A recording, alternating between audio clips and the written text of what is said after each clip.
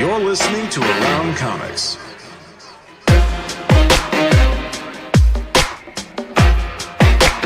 Comics.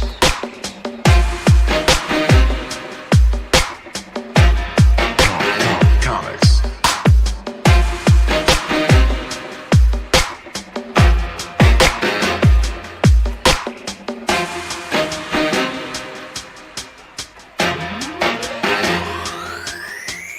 Comics.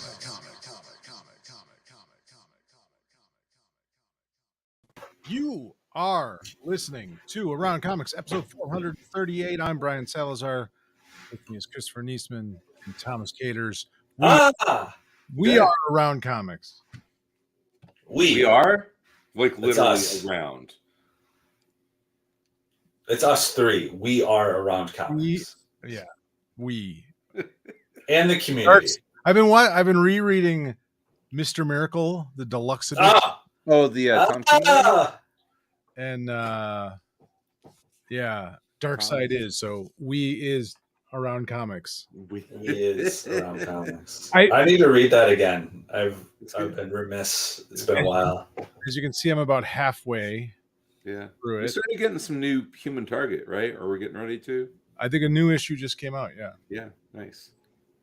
But I gotta say, I don't get it still. I think I'm dumb. I think I'm Mr. Miracle? Yeah, I don't quite get it. Like, I don't know. I that's why I wanted to reread it, because I read it the first time when it was coming out. And it's beautiful. I love Mr. Miracle, Big Barda. Those are probably my only those two characters from that whole the whole Fourth World stuff. That I ever gave a shit about. Yeah. And I like Tom King. Mitch Jared's art is phenomenal. Yeah. But it's like I'm trying to sort of like grasp what he's trying to say with it, and maybe that's a mistake. I don't know. We had Tom on right after like the reboot, like 2.0, and he was talking about. I think it was Julian Lytle that came up with the Dark Side is, and it's like the whole idea was just like when something he didn't come up. I think Grant Morrison came up with that saying, "Dark Side is." No, I think it was Julian. I don't think that's true. I thought that's what Tom said. It's like whenever like bad things, with just like when bad things happen in the world, Dark Side is, and it's kind of like like shit happens. Well, I mean, Grant Morrison used that in Rock of Ages, the JLA. Okay, maybe it was more like how I'll have to go back and even listen to it. But Julian had something to do with like Tom's interpretation of Dark Side is or something. Yeah, I do remember that conversation, but I don't believe that he created Dark Side is. I don't think that's like that. Okay. I think it was like a thread he had about what like Dark Side is actually means. Yeah. Sort of like a philosophical, thought about what it means for Dark Side to just like exist, like he is. Force of nature, dread. I get that. He's just sort of dread and sorrow and pain and suffering that, Dark Side exists. He doesn't even, it's not like he is inflicting it.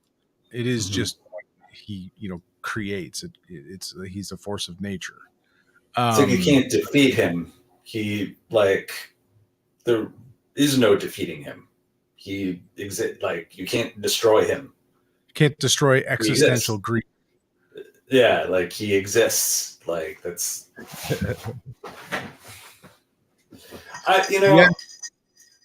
Do you think it's because you're trying to find something like too profound? No, I don't think it's that.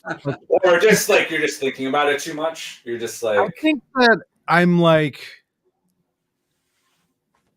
What I don't understand is the book essentially starts with Scott Free, Mr. Miracle, trying to commit suicide.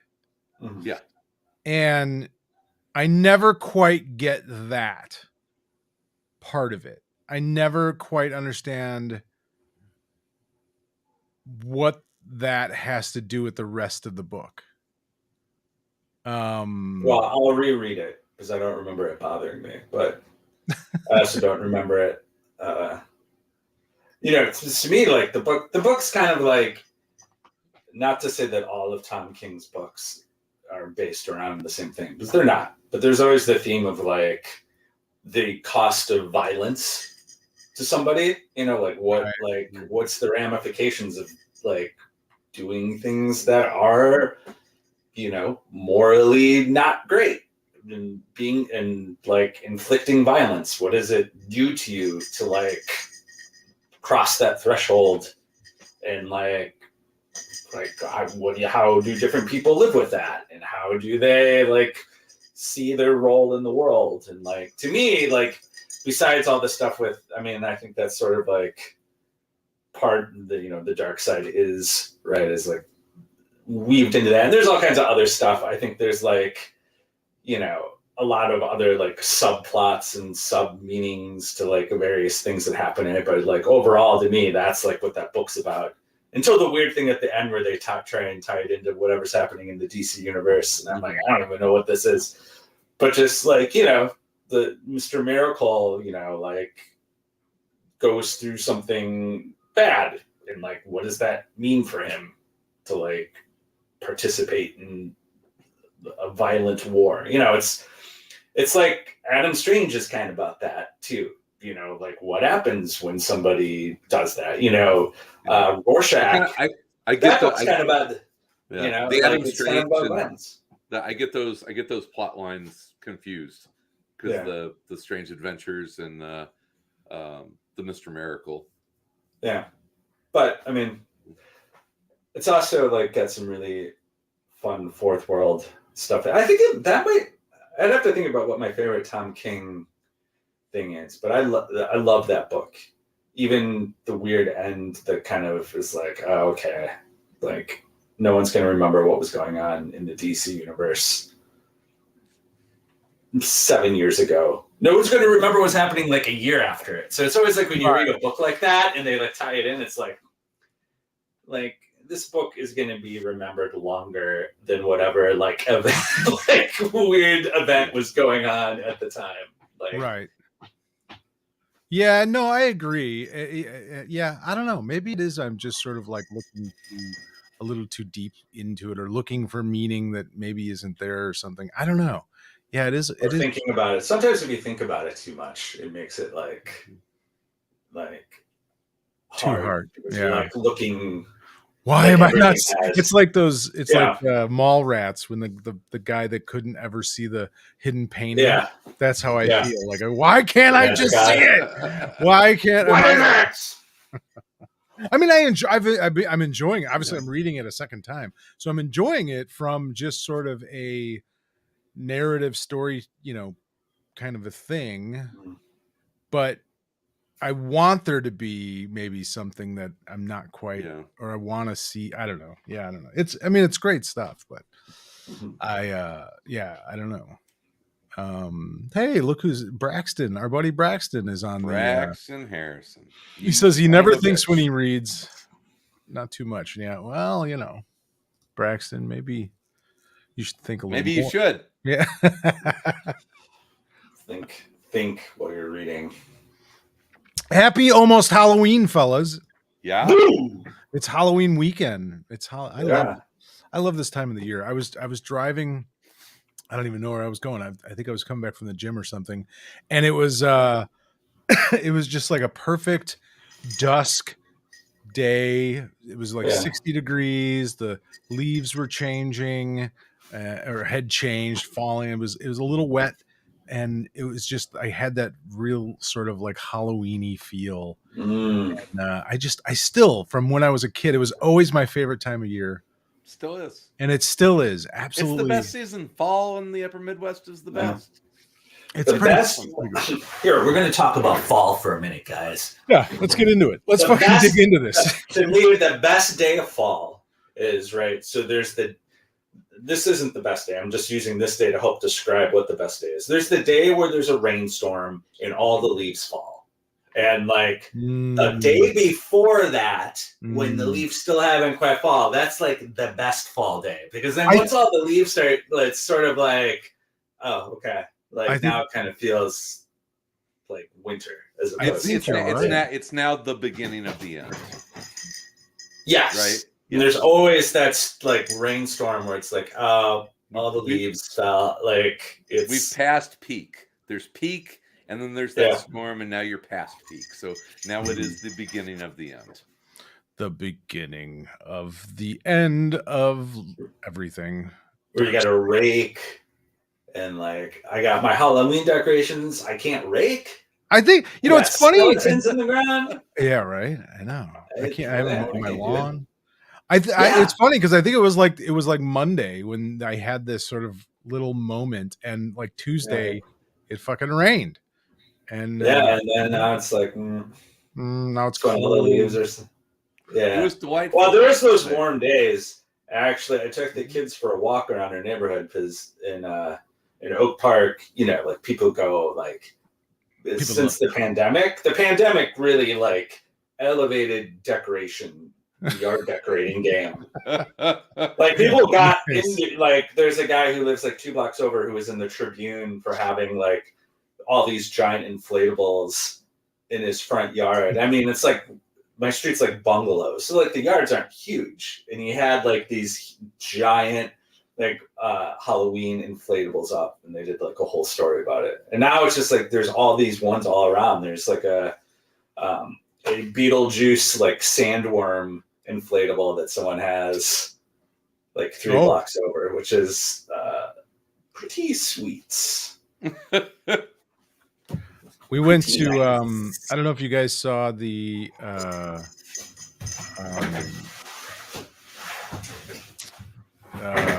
what the fuck you call it? Stranger Things. There was a Stranger Things house in Plainfield. I did not, but yeah, we went to that. It was pretty cool. But they got in trouble, like there were because it was like too many people were coming. And we went on like a Sunday. I think we went on a Sunday maybe.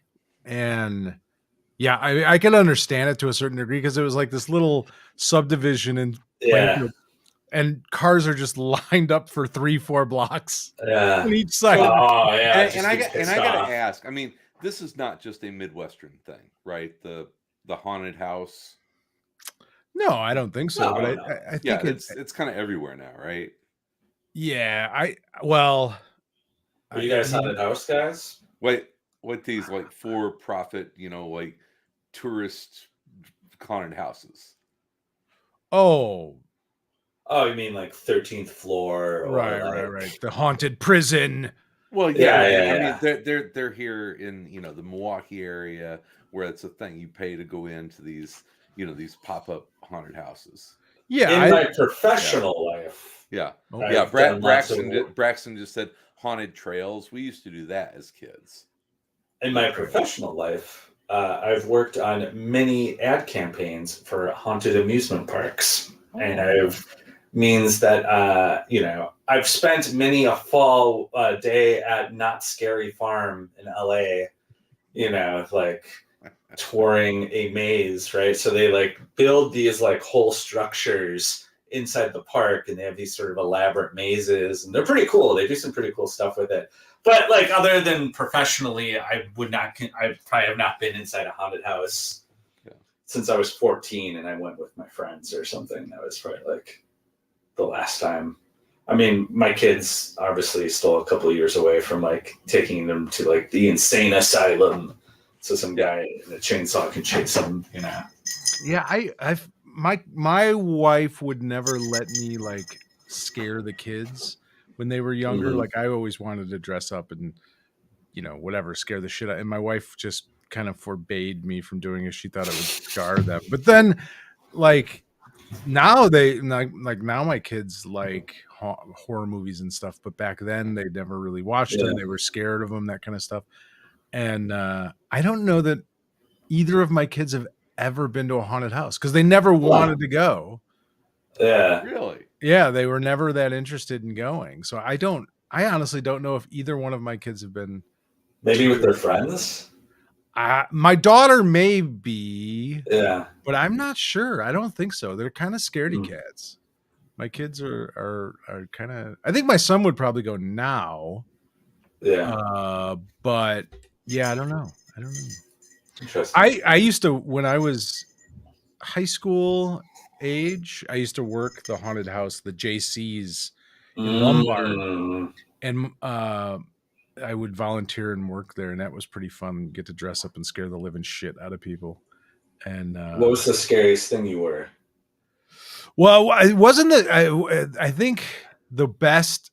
It wasn't really what I was wearing, but it was the room we built. We built this really cool room that was Frankenstein's lab. And so my buddy Tony, who worked at the JC's for years, he was Frankenstein. And then I think I was the Wolfman or Igor. I don't remember. But the reason it worked so well is you would come into the room and you had to walk past Frankenstein on the slab, and as you got to him, Tony would hit a button and everything would spark and light up, and then he would come off and scare the shit out of them, and they would automatically run into this hallway that they thought was the exit, but it was a blind hallway, and then I would come out behind them and just scare the living. As they were leaving the blind hallway, I would come out behind them and scare the shit out of them. So that one had like 2-3 scares in it.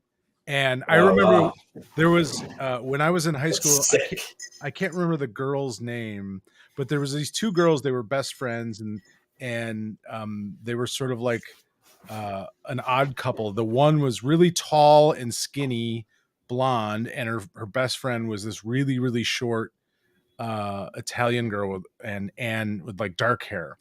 And they were just sort of this, they were best friends. They were always together. And they came to the haunted house, and we scared the shit out of the little one so bad that she literally ran between the legs of her tall friend to get out of the room.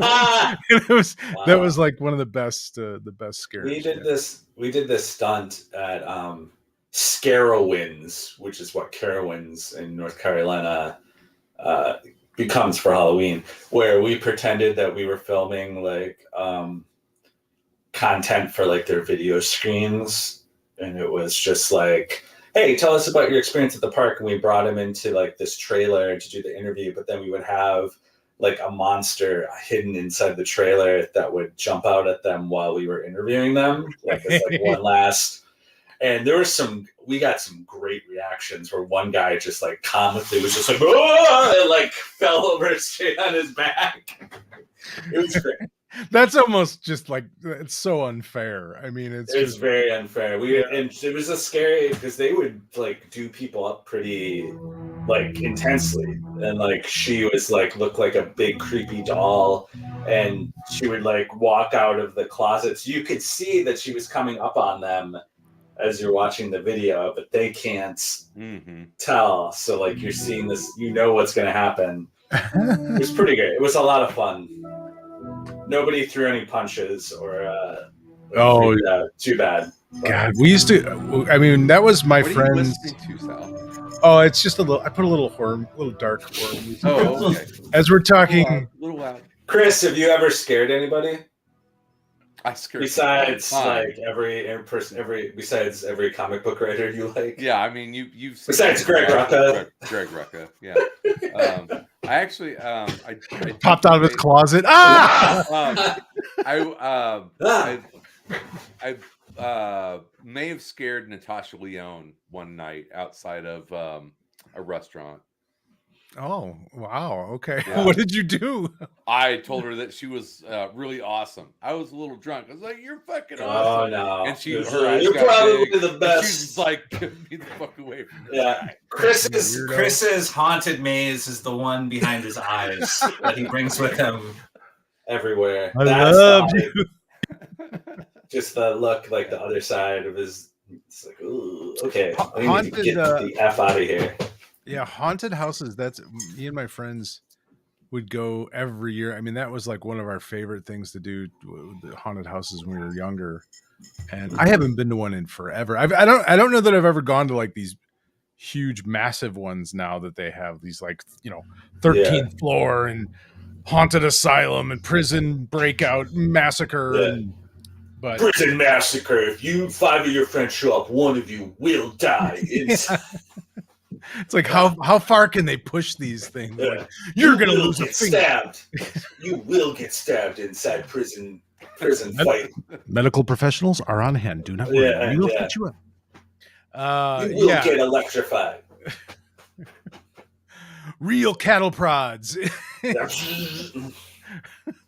It is getting like crazier and crazier. I bet you could, for a short term, like in a state like Wyoming or something, you could probably do like a haunted house that you advertise it as and actually like kill a cow. No, not that, but like you will get hurt. Like you have to be tough to survive this haunted house. Like I bet you could get enough. Like, no snowflakes in this. Exactly. No, 100%. Right? 100%. Yeah, it's like you absolutely. I'm actually shocked you don't love haunted houses more because you are such a practical effects nerd, and that's basically what haunted houses are. It's all practical effects. Why I don't love them? Yeah, I figured that you would be I do love them. I mean, I just haven't gone to one. The last time I went to a haunted house was probably, I don't know, 10 years ago. And it's like when you're an adult. Yeah. Like when you're going to go wait in line at this like strip mall somewhere like for an hour. Like, and it's not just scary. I mean, the last time I'm not scared of like it's some dude in a and you can't see stuff, so like I can see what you're saying. I love like it is one of my favorite things this time of year is like on the internet and recently TikTok especially. There are some amazing like craftsmen and women out there that make home stuff professionally, but even like the stuff for home that people are making now is pretty amazing and easy to do and like they show you how to do it, and there's some unbelievable awesome videos on the internet. There's a house down the street that turns their shrubbery into like a ghost ship. So like their shrubs are kind of almost boat shaped, and then they put sheets up in like a mast, and then they project from inside the house. They project like images of ghosts onto like the sheets that make up the sail and make up the side of the boat, and they got like skeleton. It's pretty. That's pretty awesome. It's pretty cool. It's pretty rad. I'm like, there's another house that has like tons of smoke machines, and they just get them like blasting, and they're kind of like tucked away, so like all the like smoke builds up, so like their house is kind of like enshrouded in like that perfect Buffy the Vampire Slayer layer of fog. Yeah, you gotta cool it. You gotta run it through ice in order to get it to stay low and not dissipate away. Yeah, there's all sorts of tricks to that stuff, and people are becoming more and more. It is weird, like when I was 13 years old and I was into practical effects, and I bought like Fangoria magazine or Special FX magazine, and I used to buy this. I think it was called FX or SFX or something. It was like it was from England, and it was like a hardbound book, and it came out like quarterly. It was basically like a magazine, but it was like and it was all about English. They have all the good magazines. They do have all the good, but it was like $29 for a magazine. Yeah. And I would like save up my money and buy it every quarter just to have it. Yeah. But it was rad.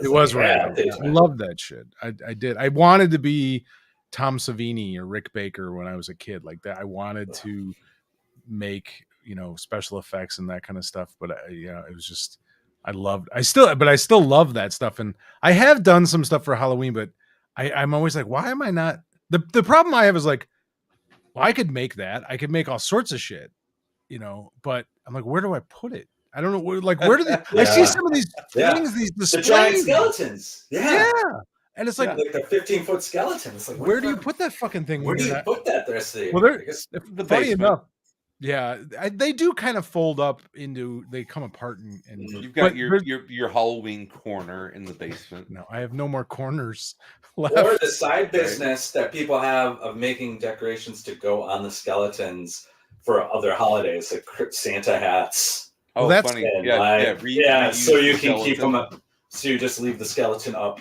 all year, and you just change like the decorations. There's a guy on the way to my kid's school. He has one of those giant ones, and he leaves it up all year round, and he changes it all the time.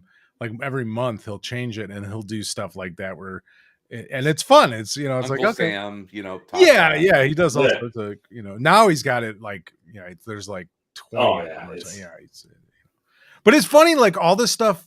That's what I keep thinking about. Like, we didn't have the internet growing up, so you had no idea. Mhm. I was the one weirdo in my school that loved like special effects and horror movies and comic books.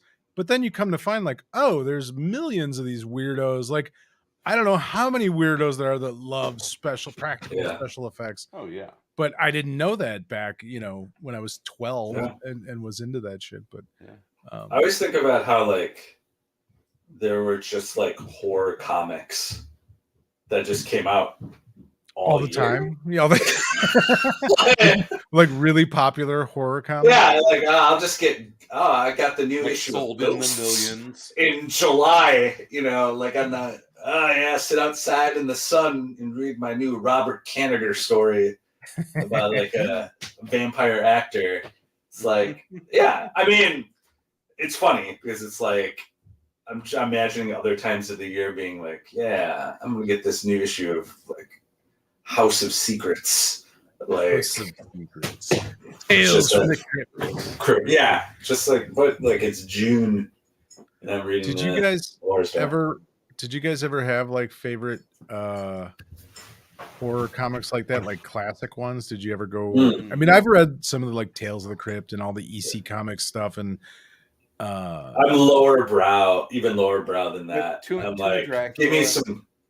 Yeah. I'm like, give me some ghosts. Give me like just like the third tier DC horror comic. this where magazine it's is like, haunted. yeah, just like this is some dumb shit is in this, and it's just like Robert Kaniger's like, I can spit out an 8-page horror story. Like, all right, let's do it. Like, what do you want on the cover? It's like, I want, we'll do one of those. I got a story for you that fits a casket. Right. And, it's exploding with a Wolfman and what kind of cover you got from 3 months ago that wasn't used? What do you got? I can write a story around that. Okay, I can write a story for that. Yeah. Those to me are always like the funniest one. I did one, did a podcast. I did an episode with a issue of Ghosts that I had buried in a box, and I'm just like, this is like some fucking third tier. Like they're like, hey, listen, we got these, we already got House of Secrets, we got House of Mystery. Like, we can make this ghost thing pop up. We'll give it its own little host to like talk about it's. I think it only lasted like 15 issues before they were like, yeah, I think we saturated the horror market. I'm trying to see like public domain horror comics. Let's see. There's all sorts of Tales of Horror 1 through 13. Oh, that's what? That's it. That's we were in that weird in between where they really didn't publish many horror comics until like Vertigo. If you were going to talk about like a horror comic that I would have bought, it would have been Hellblazer, right? Yeah, Hellblazer. I think Swamp Thing. Yeah. Sandman. I think all that stuff was, you could consider it horror for sure. Mm-hmm. Swamp Thing, but yeah, it was. I mean, all the stuff that came like you said, Tomb of Dracula or Tomb, or Werewolf by Night. I was more like the comic book equivalent of like, here's your slop, you pigs. I'm gonna shovel this in.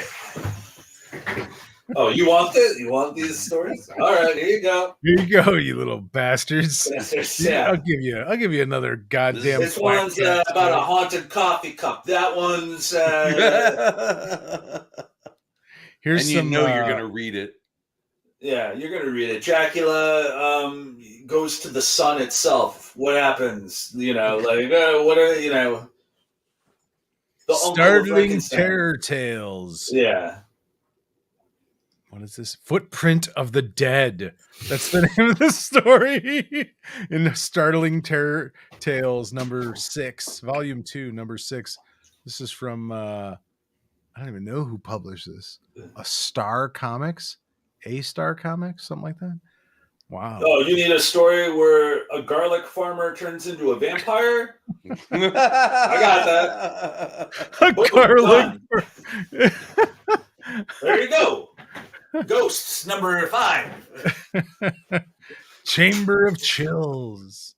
Yeah, I don't know. I mean, it's funny. Like, well, I know, like in movies, it seems like horror is having a really big revival right now. Like, this was actually a phenomenal year for horror movies, if you're a horror fan. But yeah, I'm wondering if like I mean, there's been some more modern, like 30 Days of Night. I think is one of the better.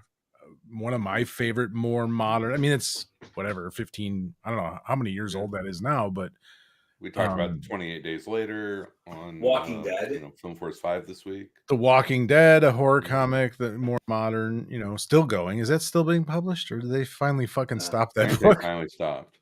That was the thing. Oh, I mean, I did love that book. Like, I loved that book. Oh yeah, and it was, a creepy horror book. I mean, reading that sometimes, the first 50 issues of that book are really good comics. Yeah, I lost interest after, I don't know, 100 issues or something like that. But it's but the first 50 issues that are awesome comics. Absolutely, yeah. But it was. I mean, I remember and I think I still, when I go back to read it a little bit here and there with The Walking Dead, it's almost like comforting in the fact that it's just a kind of a straight up horror book. Mm-hmm. And it's like, it's creepy a little bit. It's got an eeriness to it, and being in black and white, and like and especially I think, and that was the thing, like in the first handful of issues, maybe 50, maybe less, I don't know. Like, do you remember like the feeling that book had of like surprise? Like almost like, you would have these moments of like, oh shit, like jump scares. Yeah.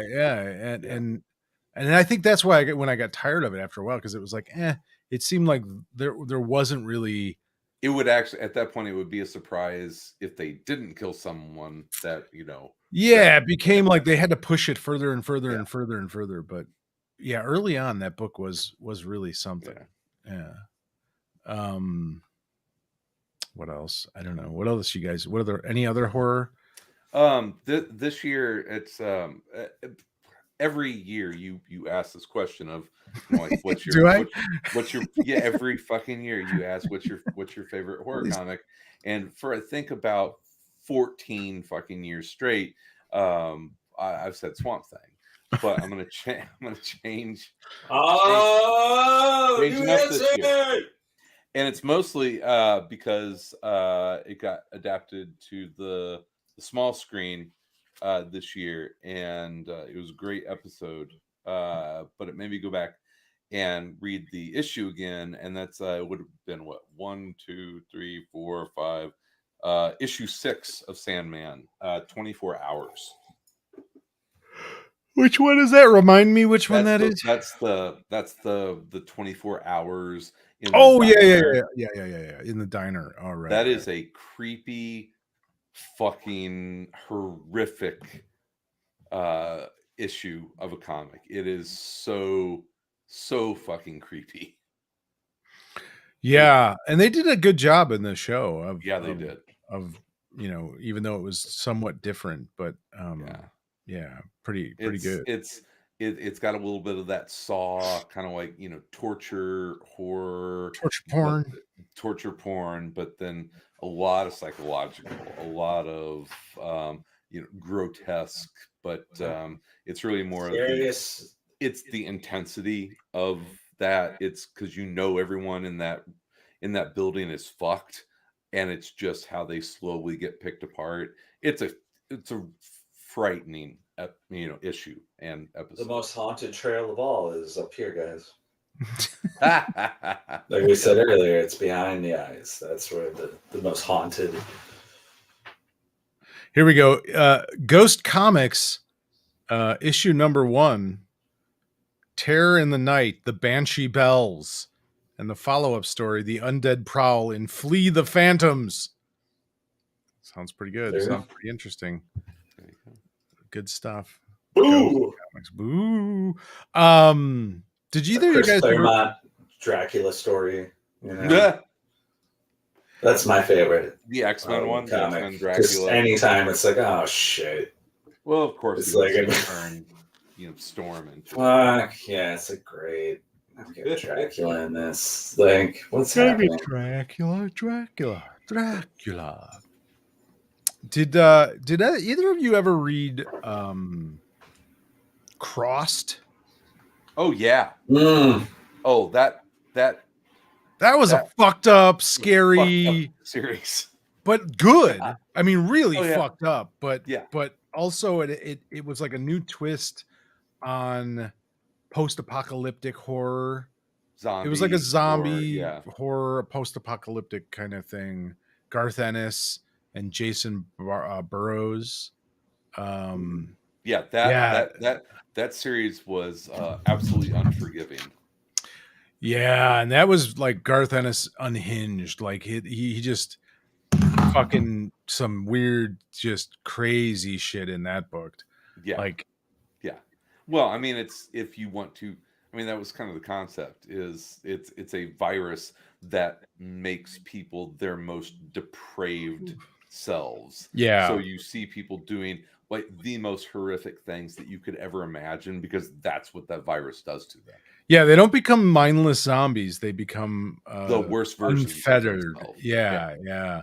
Depraved. Right. Yeah. That book was fucked up. It was disturbing. But it was good. It was a good it was a good horror for sure. It was a book that would actually raise your heart rate. Yeah. Yeah, well, that was the thing, like, because you knew how fucked up some of the villains were, like when there was somebody that, they're they were going to be in danger. It was like that was like, oh yeah, really fucking frightening. Really, yeah, and it was terrible to see characters that you had come to actually like have that happen to them. It was terrible. It was awful. It was terrible. Yeah, it was awful. It was terrible. I gotta say, another one that I liked a lot. I know it's become a bit of a kind of almost like not a joke, but a bit of a joke. Is the original Marvel Zombies? I thought the original Marvel Zombies was good and kind of scary and Sean Phillips, dude. Yeah, right. Yeah, good stuff. No, it was Kirkman. It was Kirkman and Phillips.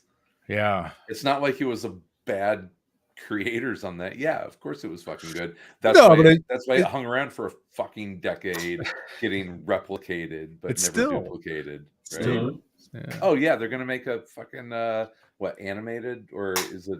I don't know. I think so. Yeah, I think animated. They're gonna do like a whole series out of it. Yeah. They did like one episode. Did they do a what if? It was episode? A what if. Yeah. It was a what if, but I think they're gonna go back to it. Yeah, I read them. I don't know. Well, it's like we talked about DC Vampires. Same thing. Yeah. Like I'll just keep reading, man. Yeah. Even though, man, it's this last issue. I don't know if it's the DC versus Vampires. It's one of the spin-off ones. I like the artists, but man, it's really hard to follow the story art-wise. Oh, really? Yeah, it's just it's it's pretty, but just not great cartooning. Yeah. Not good storytelling. Not good visual storytelling. You kind of get Yeah. lost and stuff, and Like, what's I figure happening? after Like, yeah, it's like, oh, this should be better. who is that? Oh, I forget. Yeah, it's the kind of like two-tone or two-color art. I forget. I read it earlier this week. Oh, geez, I just thought of another. I can't talk horror comics. My favorite new horror comics without talking about Immortal Hulk. That was a horror comic. Yeah, sure.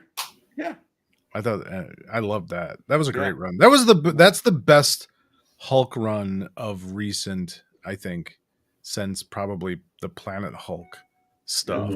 Well, Planet Hulk wasn't that long. I mean, he wrote in more. I mean, we're getting into the Peter David realm of like big runs of Hulk stories. Yeah, what did he do? 50? Was it 50 issues? Yeah. I mean, Peter David did like 12,000. For a decade. He was writing it since the 40s. Right. Yeah. I think Peter David by far has to have written more Hulk stories than anyone else, right? I would think so. I can't imagine who else. Who else wrote that money? I mean, Hulk famously, just like it bounces around, previous to Peter David, post Peter David. Yeah. You see John Byrne comes in, does his 6 issues or whatever. Yeah. Well, Dan Slott did quite a bit. Yeah. But I don't think. We talked about Barry Windsor Smith's Monsters, which I think is a good story. Yeah, that's a terrific one. Yeah, sure enough. Horror seems like horror is it's interesting. Like it's a bit of a renaissance. Hellboy, BPRD. I mean, that was kind of like the whole horror series for comics for the 2000s, right? Yeah, and even there wasn't a lot of other stuff coming out other than Walking Dead as an ongoing. Yeah. I mean, you'd have mini series here and there stuff, but I don't know. Yeah, horror is strong. Horror is alive and well, undead and well. It's undead.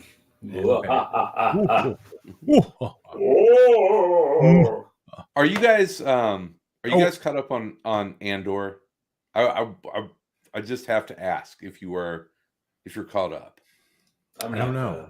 I don't think was there an episode this week? Yes. Yeah. Then no, I am not caught up. Okay. I did not watch that episode. Okay, so you saw him get arrested, right? Yes. Okay, the last one is the first, what they're calling the first of the prison episodes. So I think because they've done kind of like 3, it's going to be like 3, 3, and 3. I think these next 3 are going to be like Andor in prison. Ah, okay. So, all right. Yeah, but it's awesome. It's like maybe my favorite Star Wars thing ever. It is so good. Yeah, it is really good. Oh, go ahead, Tom. I was going to say, what I think is interesting, though, about it is, like, I feel like everyone I see that talks about it says how good it is, but I also feel like it has had very little pop cultural impact. Like even in comparison to Mandalorian or Obi-Wan, or it doesn't have the it doesn't have the things that someone would share. Yeah, it's just really good. Yeah, it's just really good. It's not a quality thing. I just think it's interesting that like it gets such great reviews, but it's like I've not seen a single spoiler about anything that happens in that show. Like, oh, that's interesting. Where it's not talked about that way, or like, I think part of it is the audience that is into it. It's probably the audience who is conscious of spoiling. It's just interesting because it's like, I feel like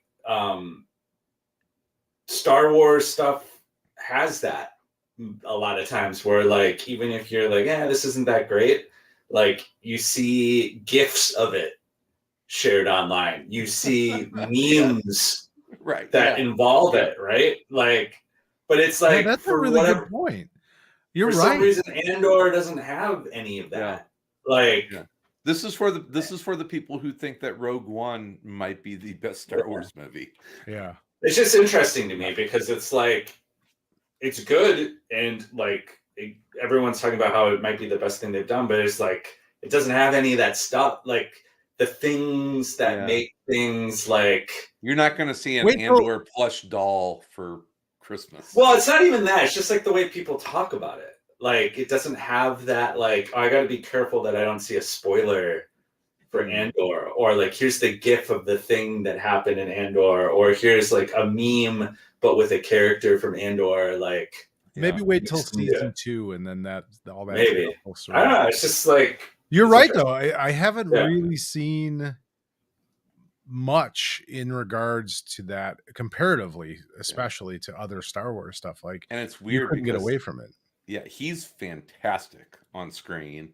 I think the gal that is playing Mon Mothma is super entertaining. Yeah, it's just there's weird. A lot of great characters. Yeah, it's just like it doesn't have that right now. Which I mean, I don't know.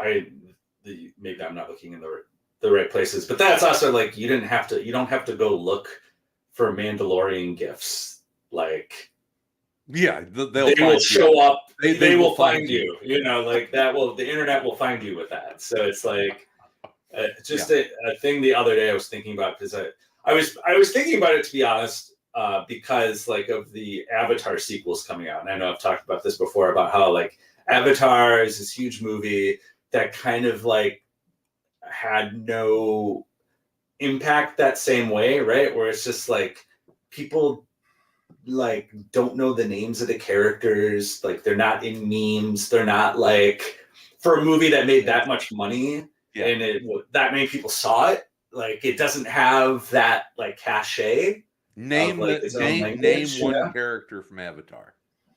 The blue guy. Right. But I was thinking about that.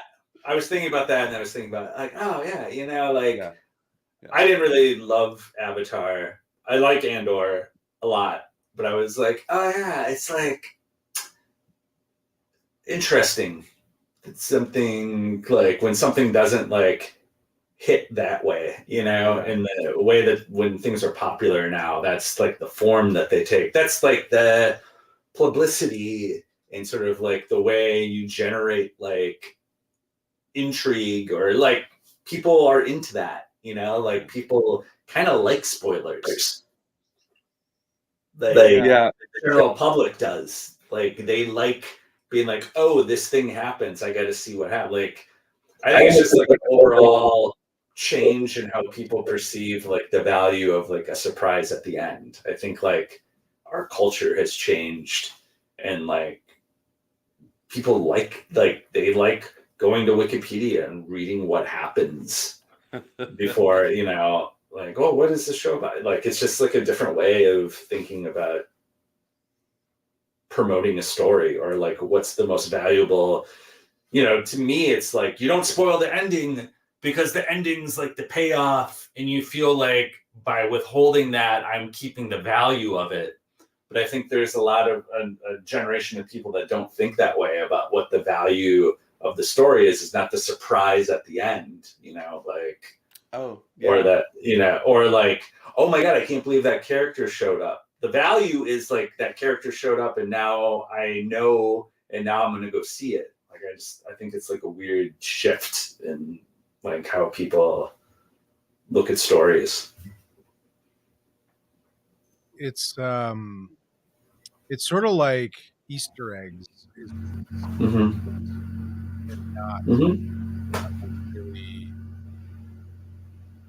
Not really the story.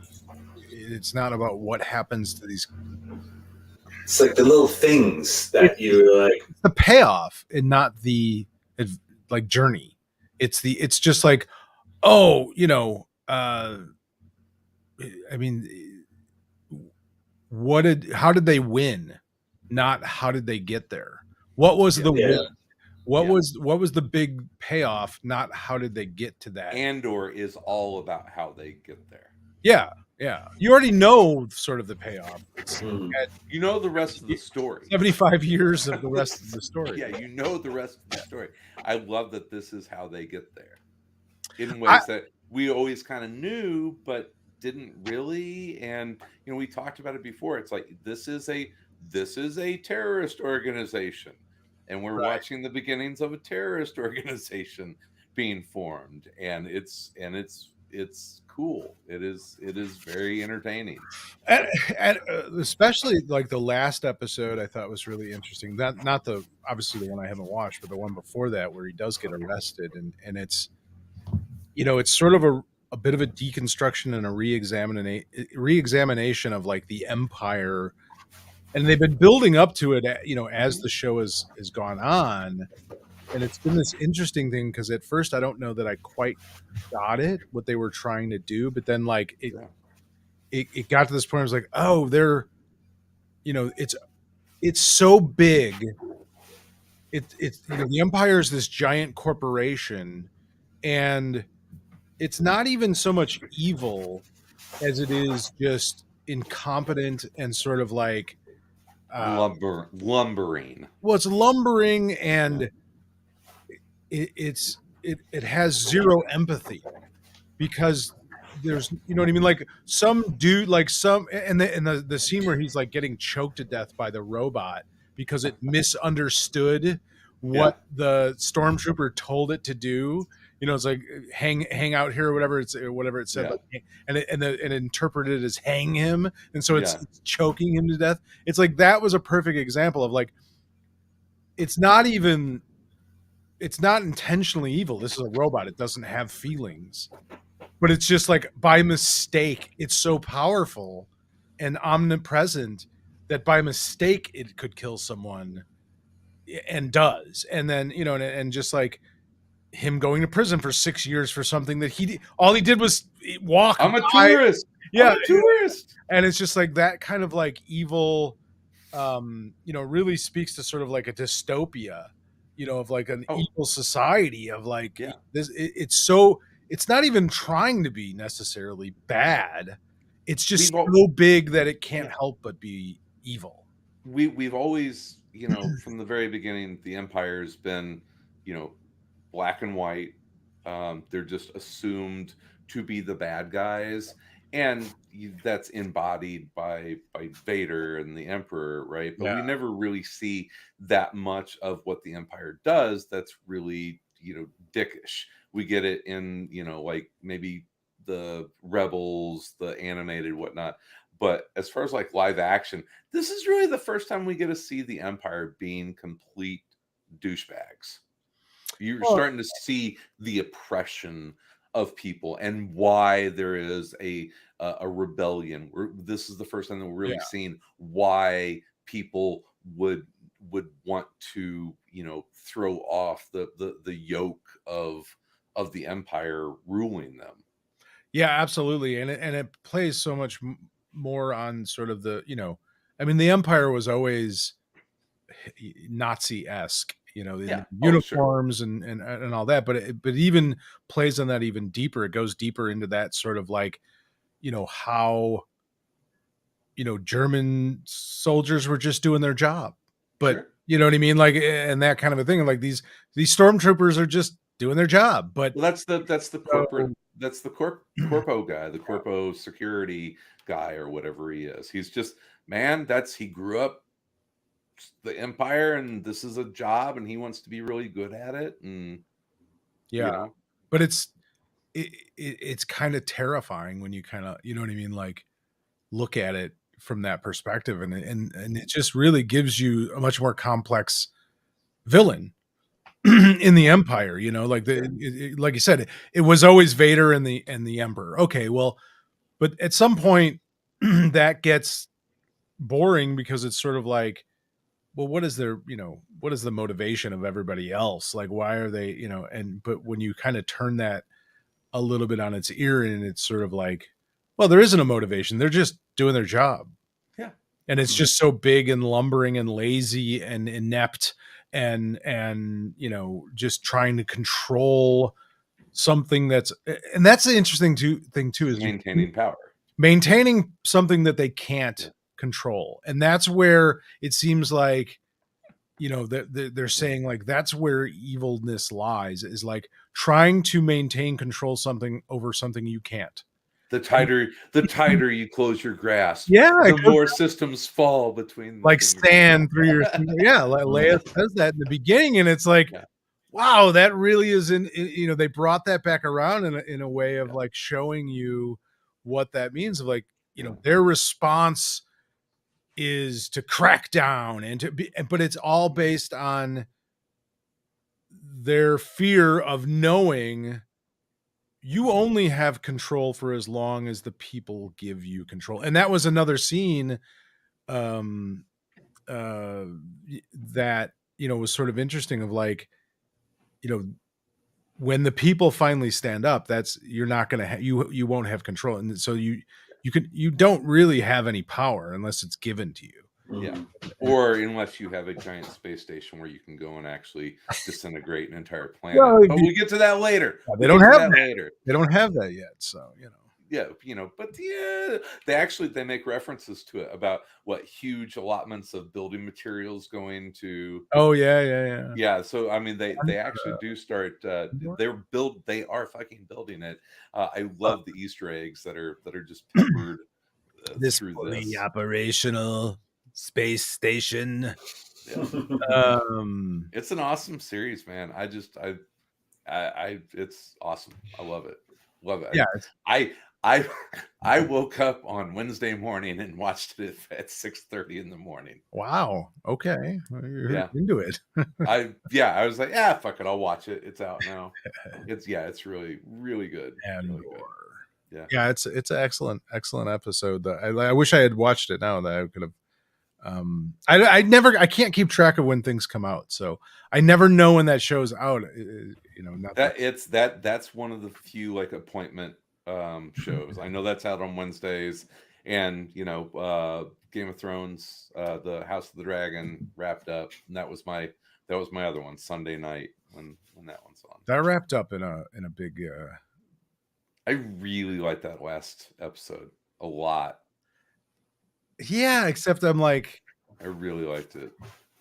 I'm like, okay, and spoilers, she busts in with a fucking dragon, but then doesn't kill them all. Like, why would you not just? The only people she fucking murders are the poor innocent people that came there to fucking. It wasn't her war to start. Then why jump in there with a fucking dragon? Oh, she's pissed. It just was so weird. It looked fucking cool. I don't know. Cool, but it made no fucking sense. Like, why would you do that? Like, what was your motivation? I'm going to fly this dragon into the coronation of the king that I don't agree with, and have this opportunity to kill all of them. Yeah. But I don't do it. Instead, the only people I kill are the poor fuckers that thousands of people. Yeah. What who innocently herded into this Coliseum? They just came to see the coronation of their king. Royal people are terrible. It's just like royal people are terrible, and that's the problem I have with that show. I don't fucking like anyone on that show. They're all terrible. No. They're all fucking awful. There's not even a farmhand that you can be like, oh, okay, he's nice, or Yeah, it's okay. Like, what's her name is gonna, come. It's like, I don't fucking whatever. I mean, it's just weird. It's interesting. I don't know. It's a little too manipulative for me. Yeah, honestly. But it's about where my brain power is at 9:00 on a Sunday night. Maybe HBO just knows that about most. No, I'm their fucking target market right here. Yeah. Show of Power. I don't know who is this. Is this Gordy again, the anonymous Facebook user? Show of Power, counting coup. Announce yourself, sir. I don't know who that is. I don't know. Mark Zuckerberg. It just felt like, hey, we're gonna tease that she's gonna kill everyone, but she's not going to. she's just going to kill a bunch of innocent people in showing something. I don't, I don't get it. But then she goes and she flies to fucking what's her name, Damon, and it's not Daenerys, but it's the other Daenerys, Rhaenyra. My favorite meme I've seen on the House of the Dragon is that you can't spoil shit for me because I don't know who the fuck anyone is on this show. But she goes there and then she's like, well, I'm not joining you. That's up to my husband. So, like, what was this all about? Why didn't you just fly away? And who gives a shit? Like, yeah, I don't know. Right. Yeah, it's weird. I like it though. It's fun. I do want to shout out the season finale of She-Hulk with. I did not love the episode. I thought it was kind of a shit ending. I thought it was cheap. Yeah. I don't know, trying to be clever and ultimately not. But I felt like Mark Miller's Wanted comic book ending. Yeah, it just didn't work. It didn't. Yeah, just kind of like giving a finger to the people consuming it. And but I did love. Well, and I loved the entire rest of the season. I loved. It was great. I enjoyed every single episode of She-Hulk, other than the last one. And I didn't hate the last one, but I did love in the last episode. I loved the opening with the 70s Hulk TV show cut into it to show her that was hulking awesome. out. I was like, okay, like that was cool. Frame by frame, perfection. Well, I think they I don't know how they did it, but it looked like they fake, like, what do they call it when they deep faked her onto Lou Ferrigno, I think is what they did. It was awesome. It looked great. But I didn't. The rest of that episode, I thought was dumb. I just thought it was a dumb way to wrap up a season. Like it was the worst episode out of the season, and that's okay. Yeah, I enjoyed the rest of it. Was enjoyable. It was very much. So there you go. It's our episode of HGTV this week. I'll be okay. I'll be all right. You're gonna survive. I'll survive.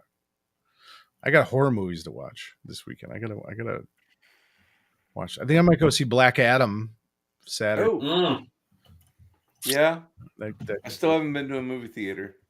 No, in like 3 years. Oh wow.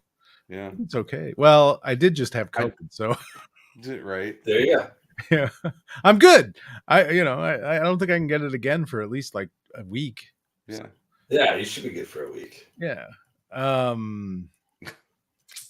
But it sounds good. It looks good. People are raving about it. I don't know. I like The Rock. I mean, and Tom, you talked about this too. Like, nobody promotes a movie like The Rock. Kevin Hart. Him and Kevin Hart are the promotion machines. And it's funny because, like, why are they the only ones that do it like they do? Like, why is it that, I mean, I get it. The Rock it's just, he has a natural charisma and personality and but you could say that about any actor, but the rest of them don't promote their movies. And then they wonder, like, well, why does The Rock, why does his movies make $1 billion? Why did Kevin Hart sell out stadiums for months at a time? Because he's a fucking promotion machine. But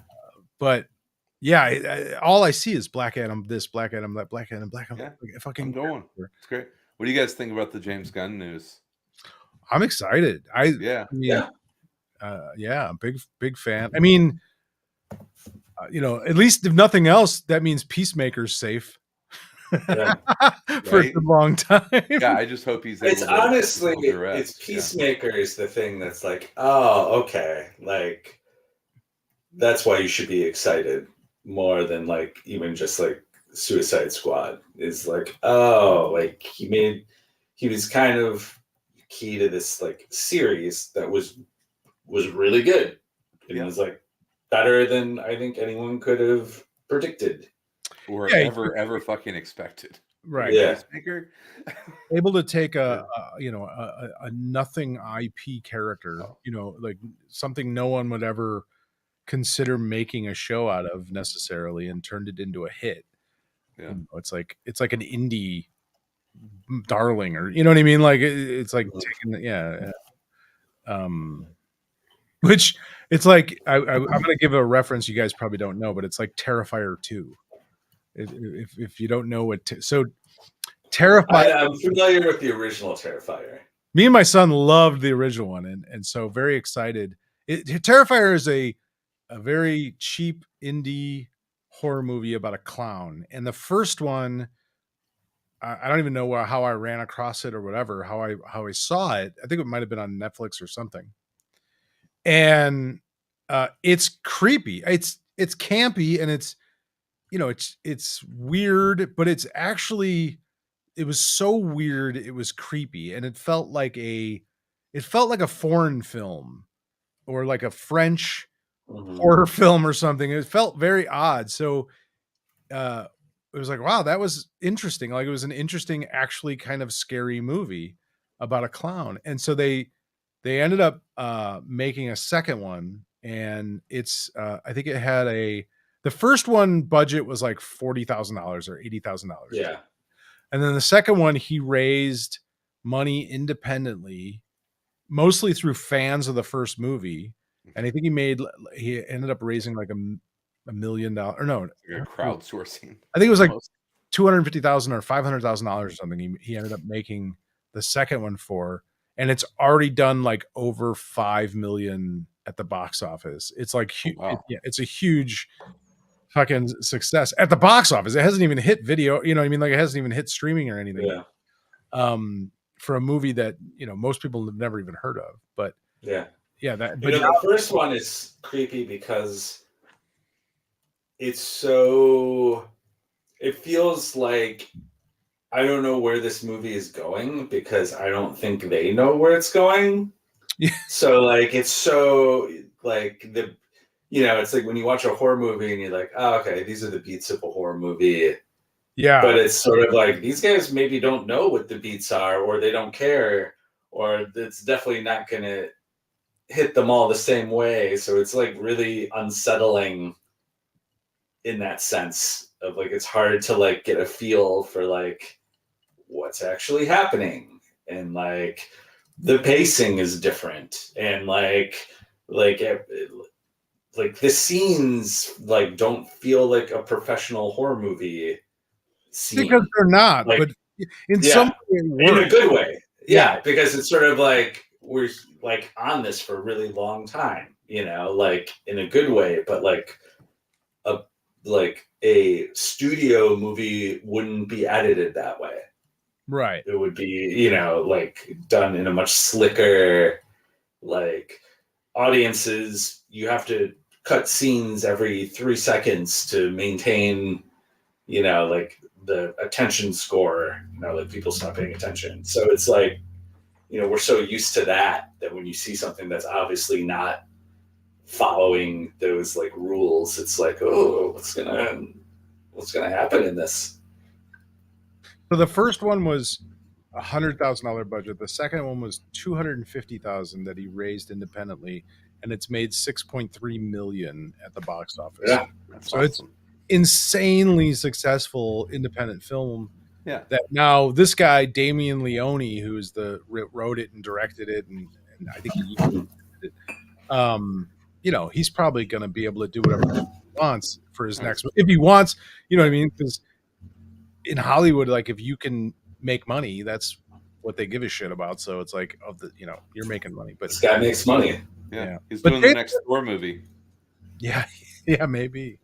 James Gunn.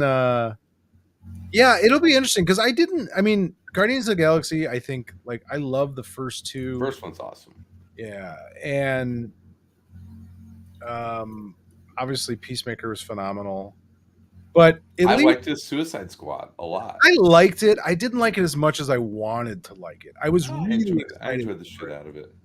And I did. The first half is awesome. It maybe doesn't pay. I like it. Don't get me wrong. I think I had I had Guardians of the Galaxy expectations, Yeah. and it I enjoyed it. wasn't.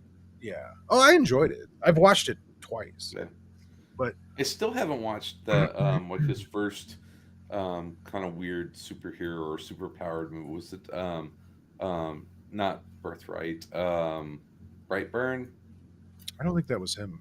Isn't that him? Isn't No, that James Gunn? he did a horror movie as first. Oh, What was I thought that was him. he did Super, I mean, but that's not horror. Did he do Brightburn? Yes. 2019. Oh, that okay. So yeah, I liked written and directed by Mark, and I think it was produced by him, but I don't think Produced by okay. directed by David Yarovesky. Okay, okay. It's I remember. I knew that James Gunn had something to do with it. His now wife, who's in Peacemaker, was in it, right? Brightburn's good. Is Brightburn, it? Okay. yeah. It's basically it's Superman. If Superboy was evil, if Clark Kent was Yeah. evil, mhm. and it's done like a horror movie. It's excellent. It's so good. My son will not watch it again because it creeped him the fuck out. Really? Yeah. No, Brightburn is very good. I enjoyed Brightburn a lot. Okay.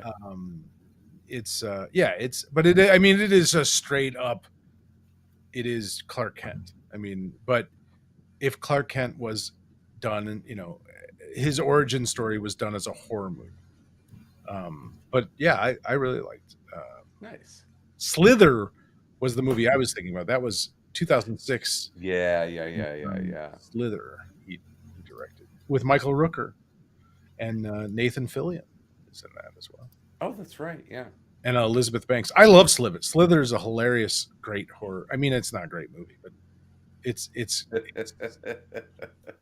if you like that kind of a horror movie where it's like intentionally campy or funny and that kind of stuff.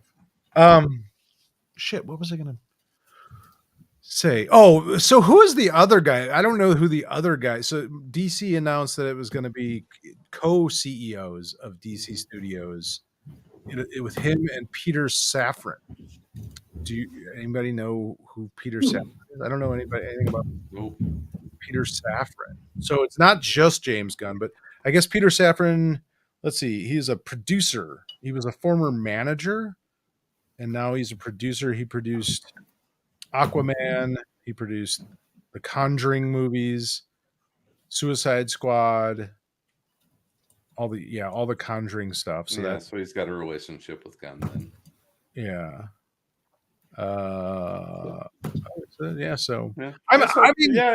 I'm looking forward to DC producing some really fun movies. It's they Absolutely. need to. It's fun. Yeah, I have no idea what James Gunn is like as like a executive, but he's produced him and he's got at least good taste. He's got good taste.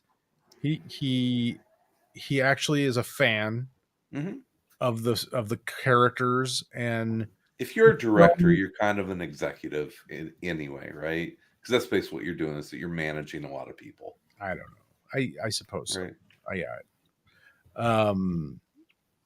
But I don't know. I'm looking forward to it.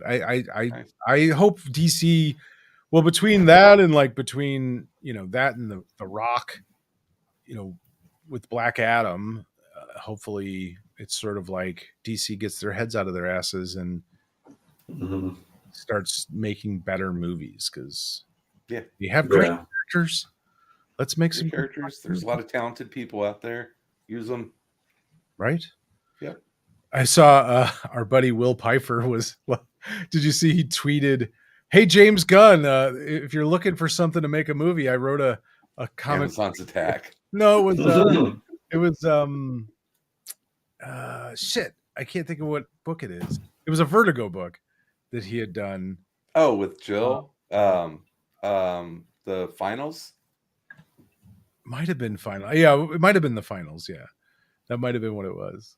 But I just thought that was funny. Of like, Hit up the boss. Will. Go get him, Will. All right. Well, speaking of DC properties, I'm gonna wrap up here and go enjoy one. I bought and I've been playing Gotham Knights a little bit this week. Oh, it's good. I enjoy it. It's one of those. I saw some reviews and it's getting absolutely roasted online by some people and then praised by others. It's somewhere in between that. It's if you liked Gotham Knight. It does not exist. Something in between. It's either the best thing ever or the worst thing, and that's it. I'm enjoying it. That should be the podcast we do: is best or worst. It's just we just bring stuff up. Best or is it best or worst? That's it. There's you're garbage now. That's it. You weren't the best, so now you're the worst. Let's do that with comics every week. We'll just go through the new release of comic. Let's just do. You want to take 5 minutes and go through just like worst comics at worst comic ever. The new comics this week. Oh God. Came out. So let's just go. All right, Detective Comics number 1065. Worst. Okay, that's the worst. Amazing Spider-Man number 12. Worst. Zeb Wells, John Romita Jr. Oh, Zeb Wells best. Oh, I like Zeb Wells. What I see Zeb Wells? He's doing something. I'll break the tie. She-Hulk. He wrote some of the She-Hulk. But it's Spider-Man, and Spider-Man's the worst. Okay. Let's see what else we got. Wolverine number 26. Worst. Wait, it's Wolverine. He's the best. Okay. Well, what he does, guys. This game makes Chris anxious because he wants to say everything is the best. He's just like it's stressing him out to be like getting the vapors. Like they're all great. The Riddler Year One, number 1. Who's doing that? This is Paul Dano, the guy who played the Riddler in the Batman. And Steven Subic as the artist. Okay. So yeah, it's awesome. Written by Paul Dano. Yeah, the actor who played. It's the best. It's the best written by the person who played you in the movie comic I've ever heard. How about Scorched, number 11 from Image Comics? Best. That's Todd McFarlane. Yeah, best. All right, that's the best. It's got a woman in leather sitting on a motorcycle, so it has to be best. Obviously. Best. Sergeant Rock. DC Horror presents Sergeant Rock versus the Army of the Dead, number 2. Worst. Ooh, wow. No love. I don't like the title. Title's too long. Sonic the Hedgehog, number 54. Best. Tom, you're just... How are there still Sonic the Hedgehog comics? It is amazing. When it's amazing. It's good, man. I mean, think about it. Wrap your head. Have you guys seen the Sonic the Hedgehog movies? No. I watched them. They're pretty good. No. They're all right. They're all right. They're actually kind of funny. Yeah, I mean, they're definitely not trying to be above their station of what they are. Not the kids like them. They're pretty funny. They're pretty funny. It is a good place for Jim Carrey at the end of his career. Yes, actually, yes, it is actually. He's great. He's great as the bad guy. Yeah, it's just perfect. Especially in the second one.